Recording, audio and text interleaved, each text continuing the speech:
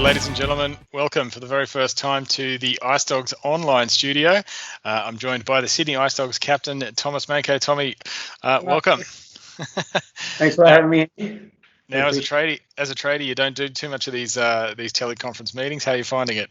Well, we saw how the setup was pretty long, but we got there, right? We got there in the end. We got there. Now, Tommy, look, let's jump into some questions. Now, first off, I think we've got to admit 2020 has been a pretty challenging year for everyone. What's it been like to be able to get back on the ice and get a few games under the belt with the boys? It's been absolutely awesome, especially being in the change room with all your best friends, especially with the Ice Dogs family. I've just been really enjoying it, and I was just so disappointed when the season got cancelled because we've really had such a great preseason. So, but on the end of the day, it's good to get back into it anyway. Now, look, back-to-back wins for the boys in the Hawkesbury Classic. It's a new format for 2020 between you guys and the North Stars. What are some of those positives you're taking away from the first two games? Oh, there's a lot of positives. The first thing is good to see there's a lot of talent and a lot of young kids coming up from Newcastle North Stars as well as the Ice Dogs, and a lot of young guys are getting opportunities that probably wouldn't get when the imports are here. So it's great to see that the competition is there between the Australian guys as well as some of the older guys. I think it's a very big positive. Now, both games 1 and 2 in the Hawkesbury Classic have gone to overtime. What are your thoughts on overtime and trying to keep up with those young guys? I don't know if you've seen me skate. That said, you know, when you drive a car and you keep the handbrake on, I think that's what I look like.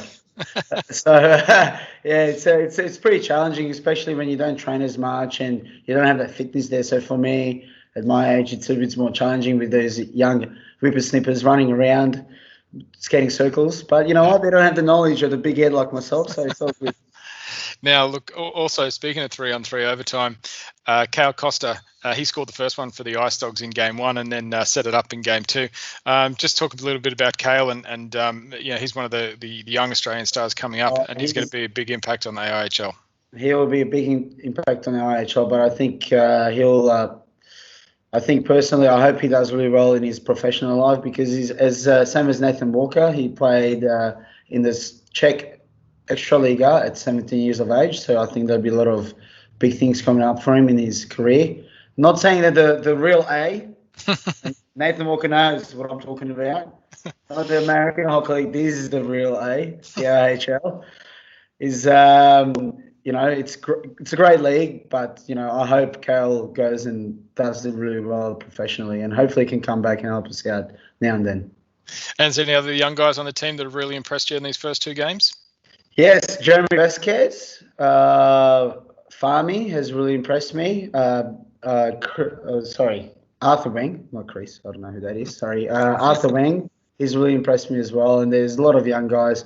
Jake Ransom had an awesome first game in Newcastle. He was the grinder. Connor Lee had a second game, was an outstanding for him. So there's a lot of young guys. It's just unfortunately they're a bit younger and the consistency will come as years go on. So, but it's good to see those glimpses of brilliance. Now, Game 3 back at Macquarie this weekend.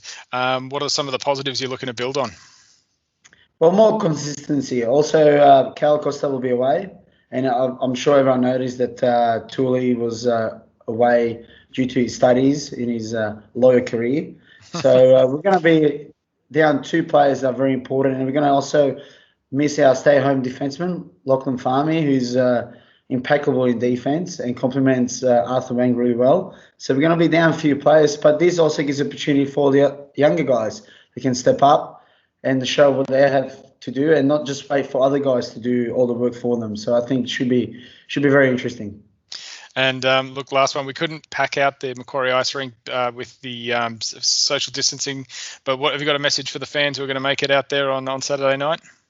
Please come along. It's going to be a very exciting game. I'm not sure if you saw Henrik Öhlund absolutely destroyed Mr. Lander on a few shifts. He put her biggest hits, and Mr. Pataki as well. So there's plenty of action going on and a lot of great goals. Two great I'll say it in English. Great goaltenders, yeah. James Deani and Jacob Dornobs, fighting it out.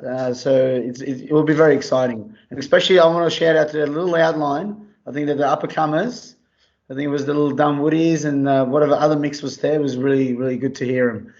So it was amazing. Great. Awesome. Well, look, thank you very much for your time, Manco, and good luck on Saturday night. Cheers, mate. Thanks a lot again. Thank you. There we have it, Ice Dogs fans. Ice Dogs captain Tomas Manco talking up Game 3 of the Hawkesbury Classic coming up this weekend. Beautiful.